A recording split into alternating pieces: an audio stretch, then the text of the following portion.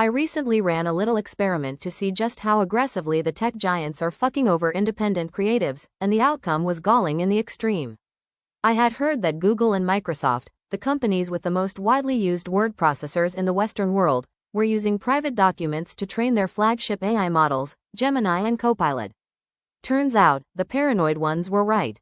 I asked Gemini to write an essay in my style. The results of my little experiment were far from perfect, and predictably, the citations were a mess, but it captured my tone and diction with alarming, asymptotic accuracy. For context, I have properly published nothing of note in my entire life, notwithstanding the usual detritus concealed beneath a thin veneer of digital anonymity. As a person who reads for enrichment, writes for pleasure, and teaches academic writing for a living, this development is foul beyond description.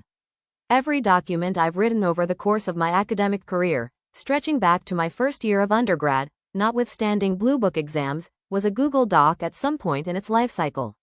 Most of my current students also use docs for their own word processing. Even most faculty throughout my education have used docs to draft and share their work informally.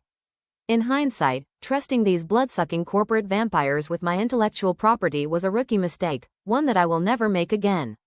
Automated forgery and ascendant global fascism make a profoundly dangerous cocktail. In the same way that just about anyone with internet access can now direct Grok AI to create deepfake child pornography, it is now possible for nefarious political actors to create content that almost perfectly approximates our individual creative voices with minimal effort. Challenging ChatGPT to write horny sonnets was cute and all, but now the techno-fascist kleptocracy is coming for us, all of us.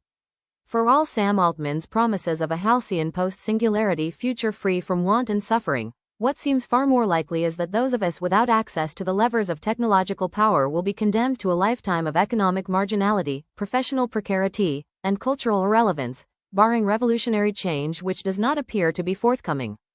Soon we will all inhabit a world where educating yourself is a waste of time because an authentic voice is impossible to hear amid the cacophony of chatterbots. Those who challenge the status quo will be digitally cloned and co-opted. Any creator who refuses to toe the line will wind up duplicated and delegitimized. In the process, creativity itself is cheapened, commoditized, and sold back to us as a freemium service. Couple all this with reactionary efforts to foreclose every single one of our First Amendment liberties, and it becomes transparently obvious that Americans, and by extension the world, are in deep shit. Erfurt latrine disaster level heaps of steamy shit.